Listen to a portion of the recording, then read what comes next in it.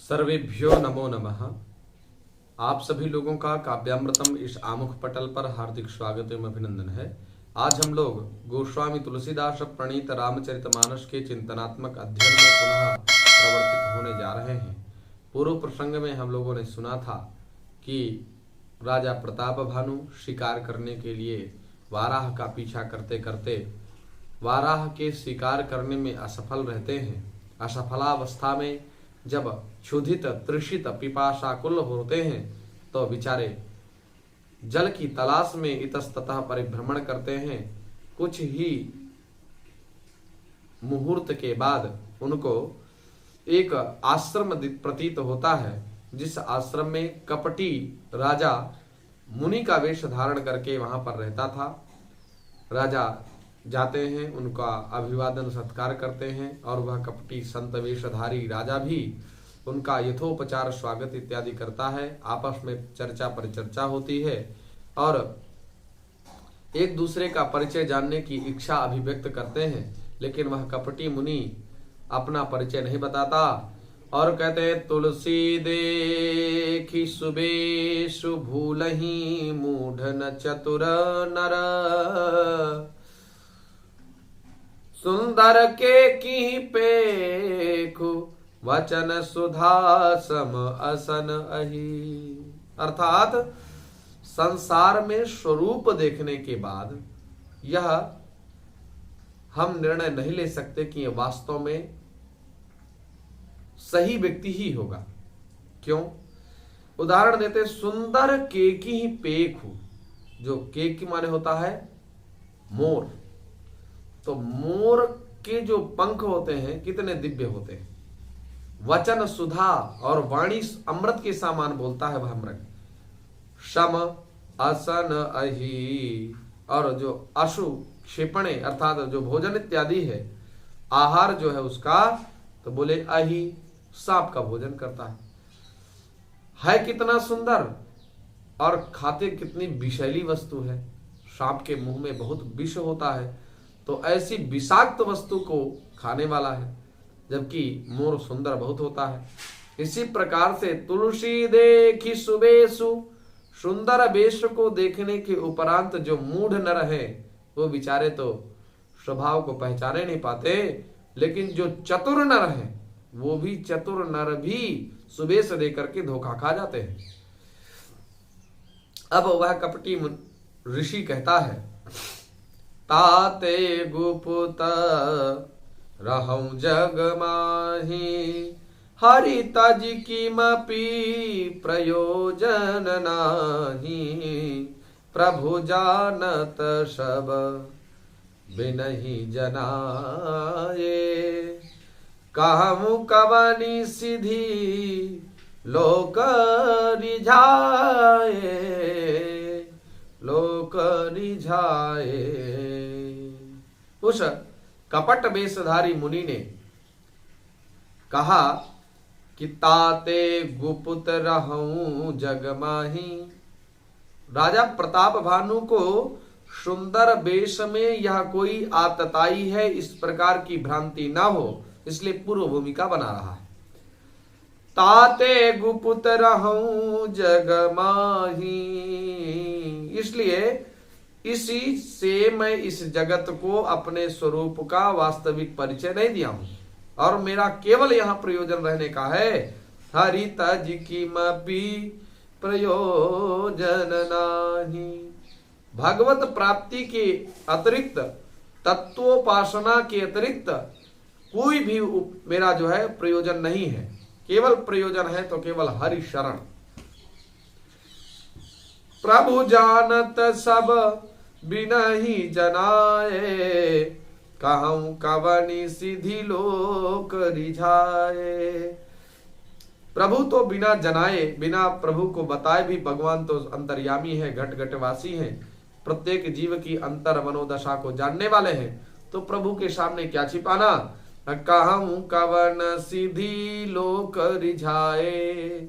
और सांसारिकों से अपनी ख्याति का वर्णन करने से कोई लाभ भी नहीं है, हम लोग संत ठहरे।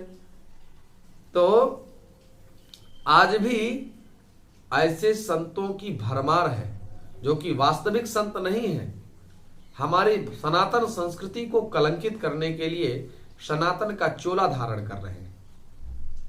बहुत सारे ऐसे लोग हैं, जैसे अभी एक कोई वृंदावन के आचार्य हैं जिन्होंने त्र्यंबकेश्वर जी के लिए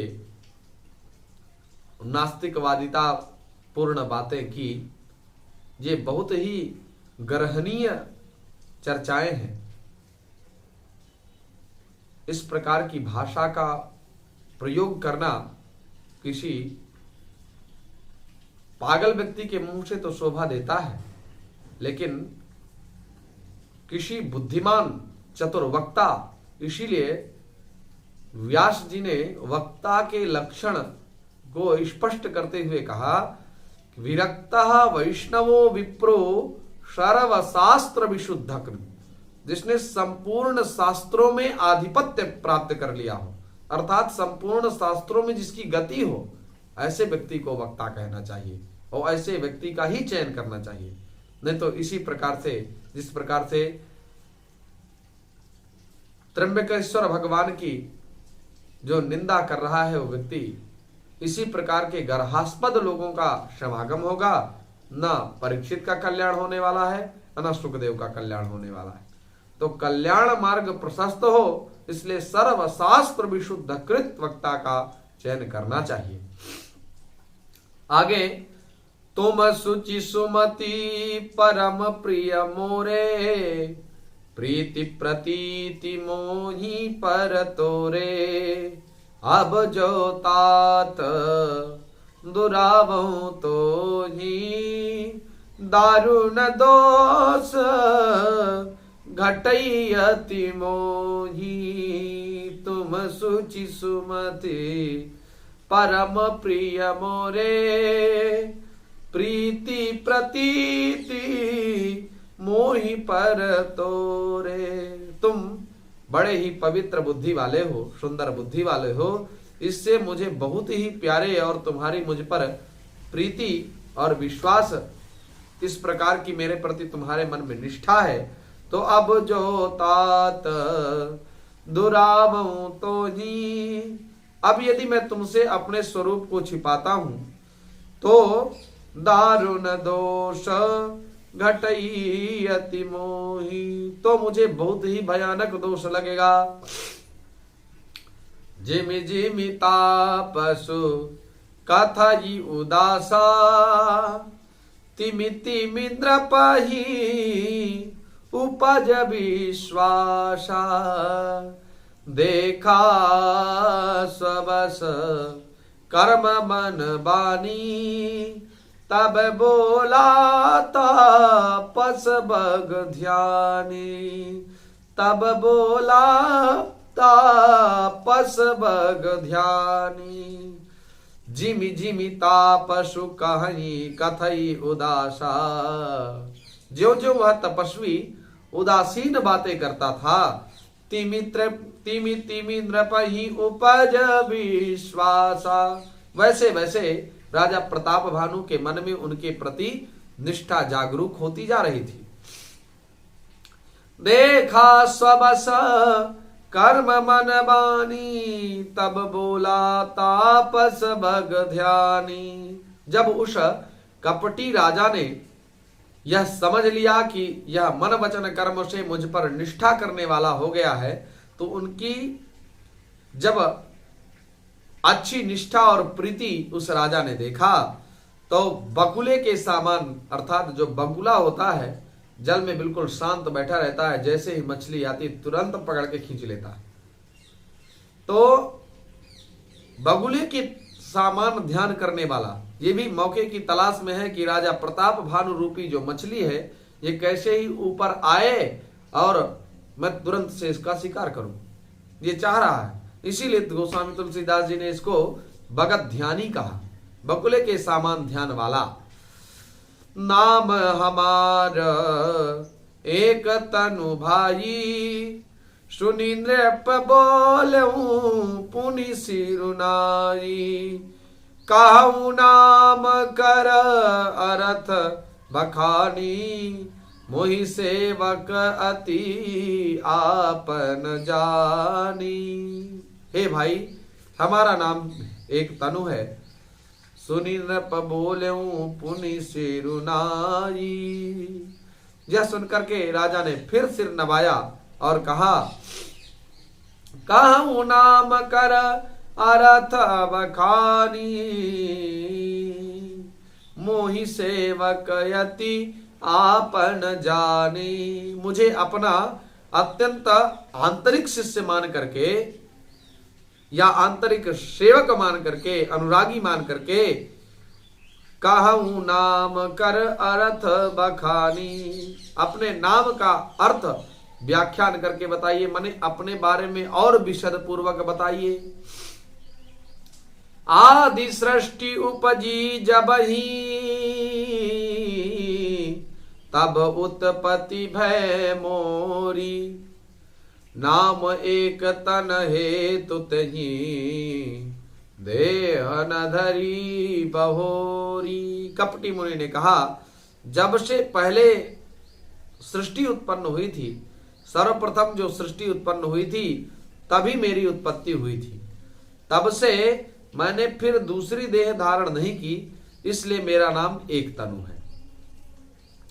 जनि आचरज करऊं मन माही, श्रुत तप ते दुर्लभ कछु नाही, तप बल ते जग सृजई विधाता, तप बल विष्णु भय परित्राता।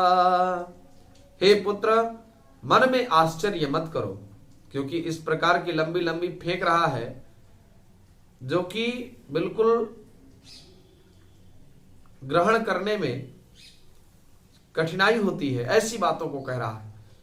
जब आदि सृष्टि हुई थी, सर्वप्रथम मेरी ही उत्पत्ति हुई थी, और तब से लेकर के आज तक मैंने अपना शरीर त्यागा नहीं, इसलिए मेरा नाम एक तनु है, ऐसा उसने कहा। तो इसमें आश्चर्य नहीं करना। अब व्यक्ति के सामने तुम इस प्रकार की बातें करोगे, आश्चर्यपूर्ण बातें करोगे, फिर आश्चर्य ना हो, ये कैसे संभव है? तो जनि आचरजु करऊं मनु माही, हे पुत्र आश्चर्य मत करो। सुत तप ते दुर्लभ कछु नाही, तप से कुछ भी दुर्लभ नहीं है, अर्थात तप के माध्यम से सब कुछ सुलभ हो जाता है। तप बल ते जग सृजई विधाता, विधाता ब्रह्मा तप के बल के प्रभाव से ही इस संसार की सृष्टि करते हैं। तप बल विष्णु भय परित्राता, तप के प्रभाव से भगवान विष्णु इस संसार की पालन पोषण एवं भरण की जिम्मेदारी निर्वहन करते हैं। तप बल संधु करई संघारा, तपते अगम न कछु संसारा, तप ही के बल से रुद्र अर्थात भोलेनाथ संहार करते हैं। संसार में ऐसी कोई भी वस्तु नहीं है जो तप से संप्राप्त ना हो सके। भजउंद्र पही सुनी अति अनुरागा, कथा पुरातन कहे सुलागा। यह सुनकर के राजा को बड़ा अनुराग हुआ जब तप वाली चर्चा उसने की कि तप के प्रभाव से सब कुछ संप्राप्त हो सकता है। तब राजा प्रताप भानु के मन में उसके प्रति अति अनुरागा माने अत्यंत अत्यधिक अनुराग बढ़ गया। कथा पुरातन कहे सुलागा, तब वह अपनी पुरानी कथाएं कहने लगा। करम धर्म इतिहास अनेका, करई निरूपण विरति विवेका। उद्भव पालन प्रलय कहानी, कैसी अमित आचरज बखानी। कर्म धर्म और अनेकों प्रकार के इतिहास कह करके वह वैराग्य और ज्ञान का निरूपण करने लगा। सृष्टि की उत्पत्ति, पालन जिसको स्थिति कहते हैं, और संहार प्रलय, अपार आश्चर्य भरी कथाएं उसने विस्तार पूर्वक कही। तब तो प्रताप भानु के विश्वास का ठिकाना न रहा, विश्वास बढ़ता ही गया।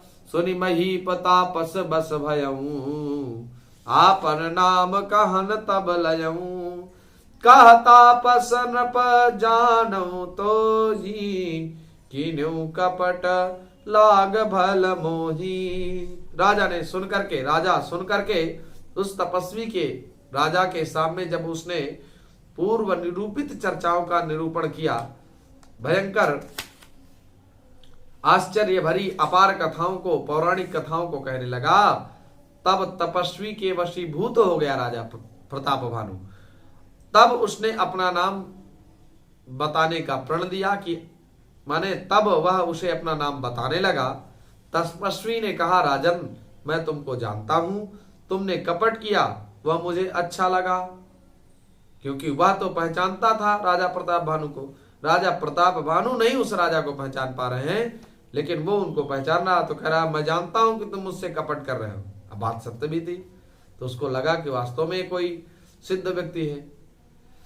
सुनु महीस अति नीति जहां, तहाँ नाम न कहीं नृप। सुनु महीस यस नीति, जहाँ तह नाम न कहीं नृप। मोहि तो ही पर अति प्रीति, सोई चतुरता विचारी तव। हे राजन सुनो, ऐसी नीति है कि राजा लोग जहां तहां अपना नाम नहीं कहते। तुम्हारी वही चतुराई समझ करके तुम पर मेरा बड़ा प्रेम हो गया है। कमी को प्रेम बता रहा है। इस प्रकार से राजा प्रताप भानु और उस कपटी मुनि वेशधारी राजा के साथ संवाद होता है। इस संवाद प्रक्रिया को आगे के दिवस में हम लोग और आगे श्रवण करेंगे। पुनः आप सभी लोगों का हार्दिक स्वागत, अभिनंदन, वंदन। नमो नमः।